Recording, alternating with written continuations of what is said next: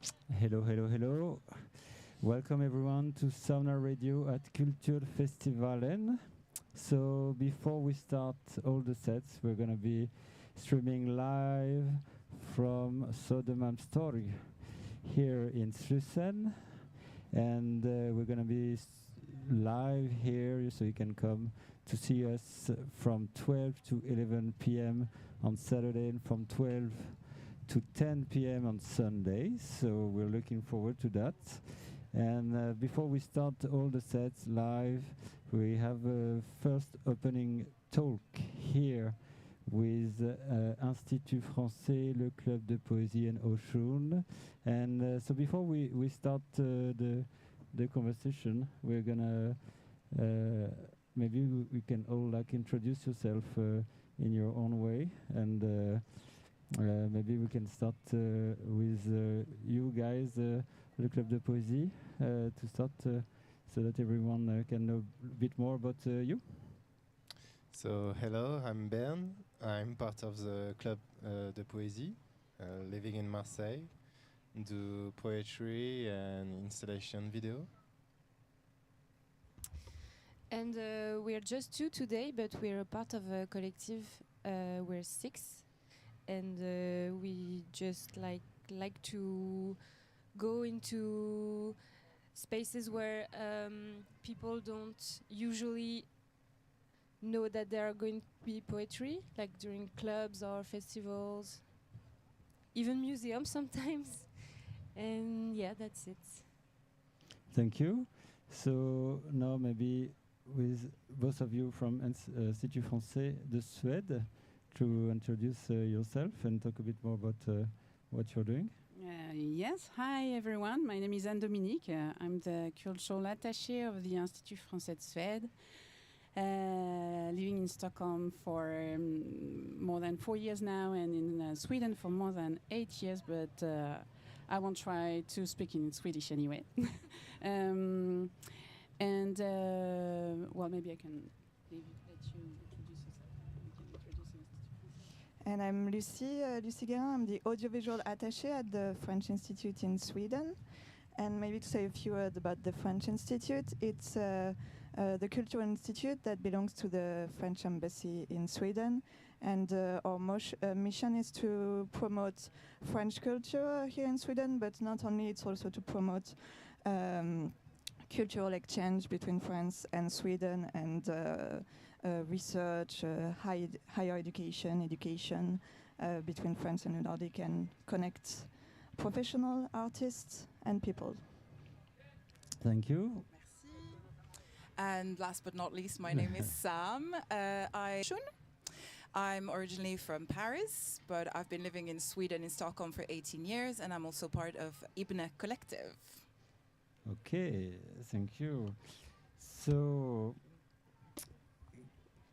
can you maybe we can start the conversation. There's like one extra mic if one needs to use it also at the same time, but to tell a bit more what does culture mean to you in a city like Stockholm, and like experiencing those connections between France and Sweden. Maybe you can start to talk about also why it's important, like in a day like this, to create cultural spaces outside also, and outside of the usual institutions, and going on public places like this, and maybe after like the links between France and Sweden that is deep today.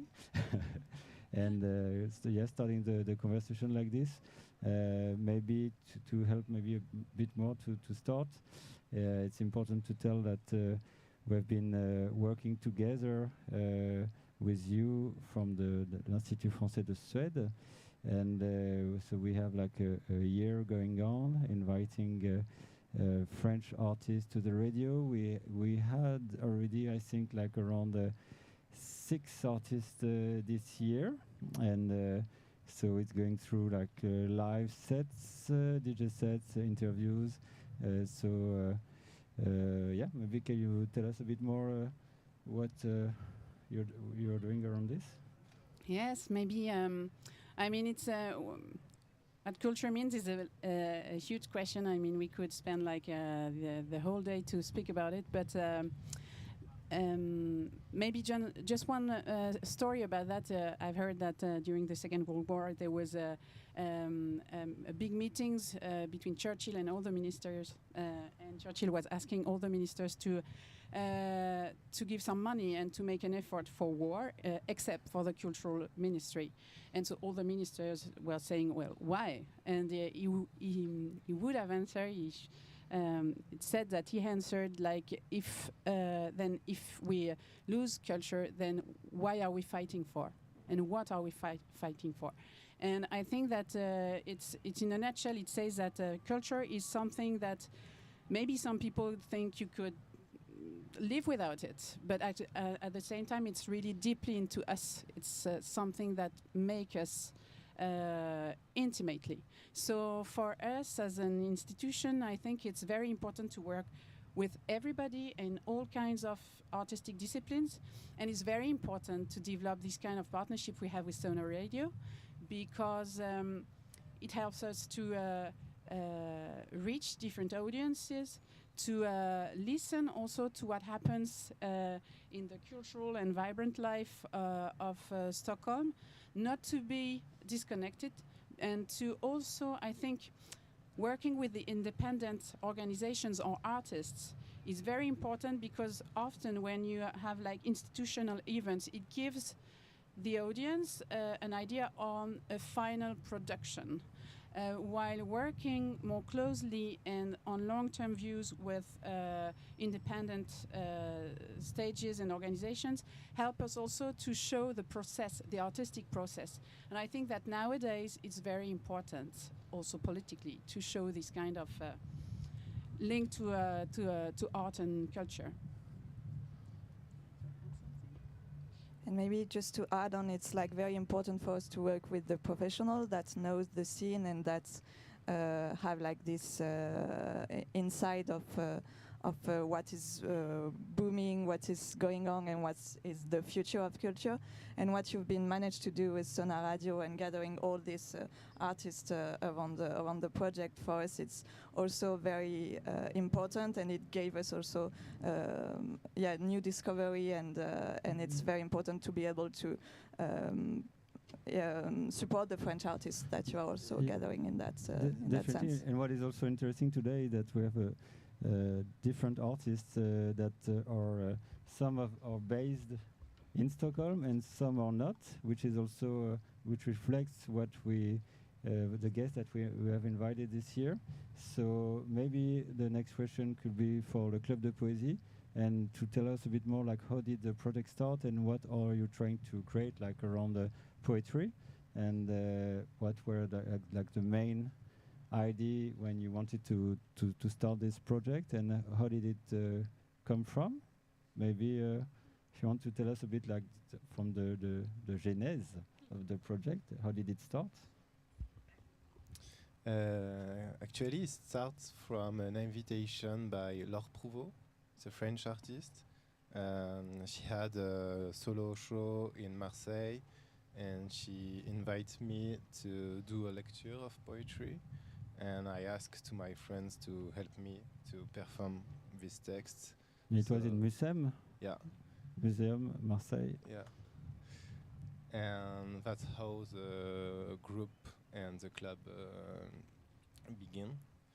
I think for us it's really important to bring poesy and poetry where it don't expect. Yeah, it's not expect. Like outside place, inside club, between two sets of techno DJ and things like that. It's important for us today to do poetry everywhere. It's a kind of militant.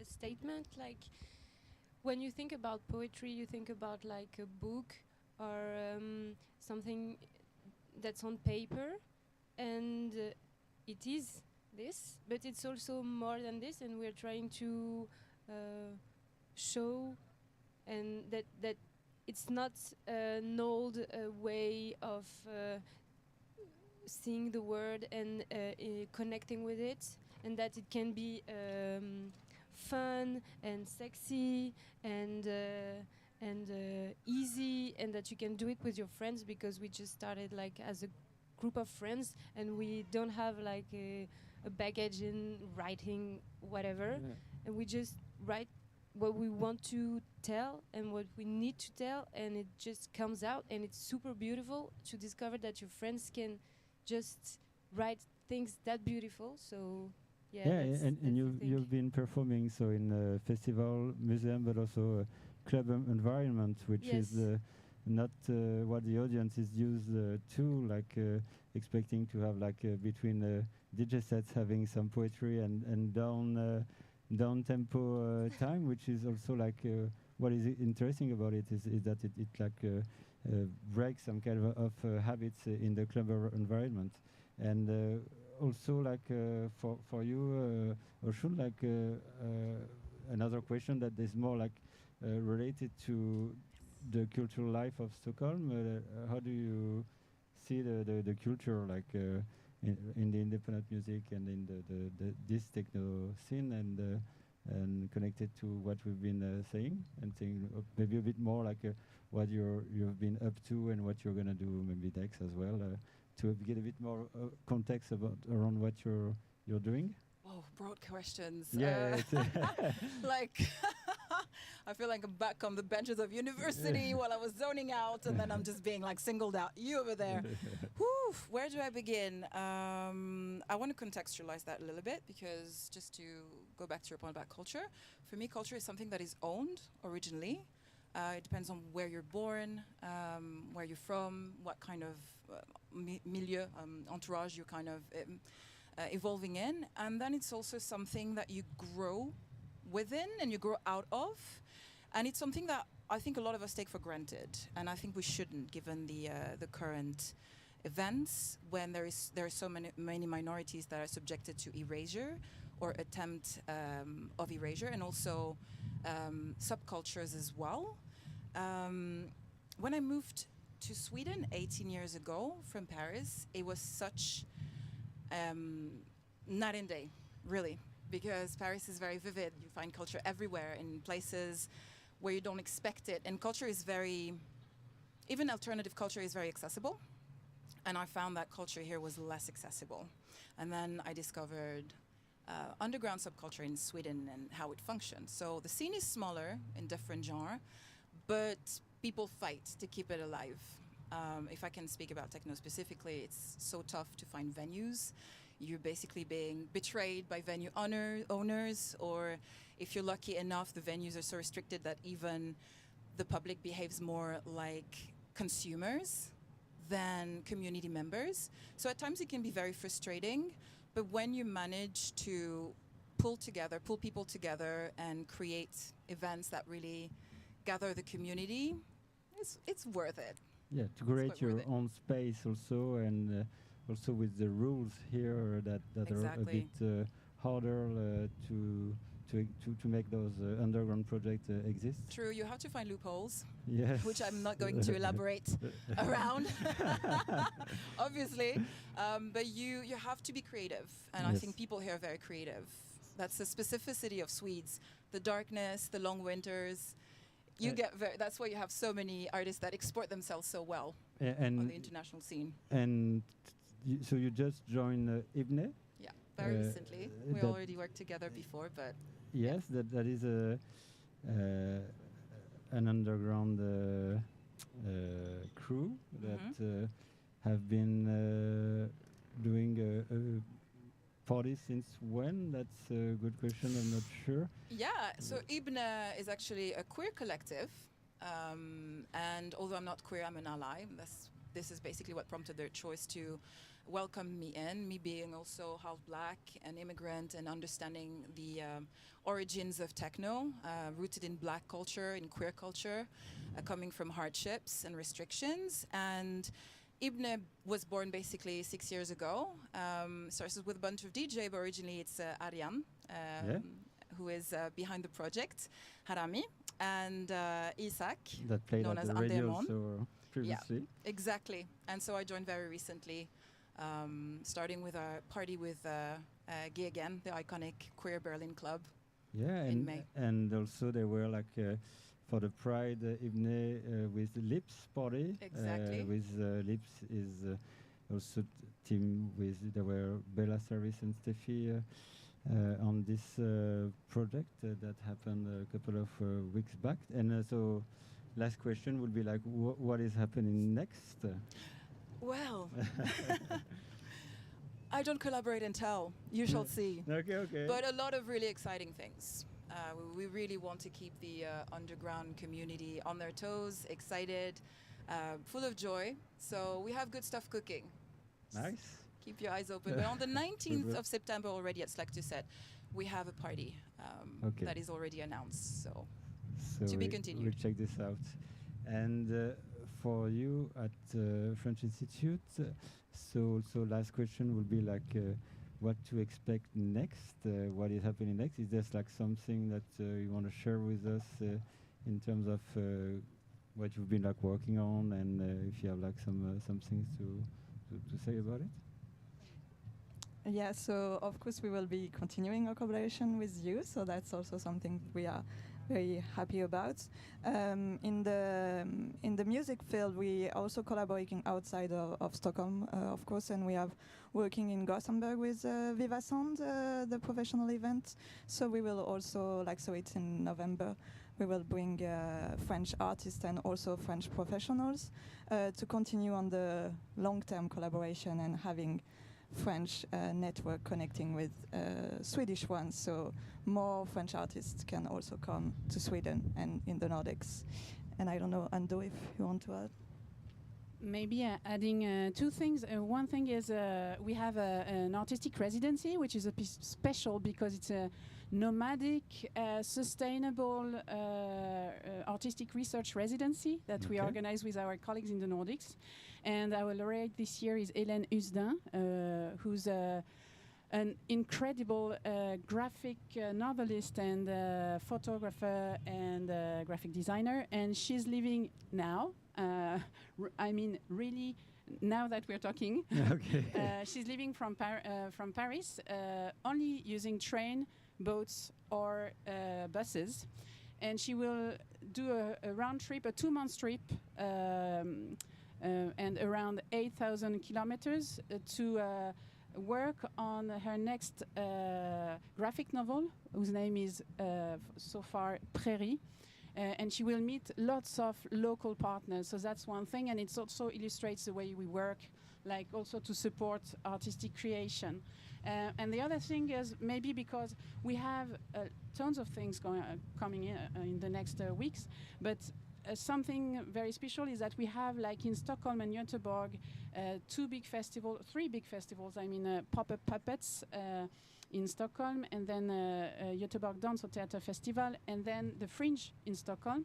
And we are so happy this year because we have a huge amount of French productions, French performances, so in all the cities and in the region of Västra Götaland. So please have a look, because we have some performances that have never been in Nordics and will never come again, and especially one that is Pinocchio Live.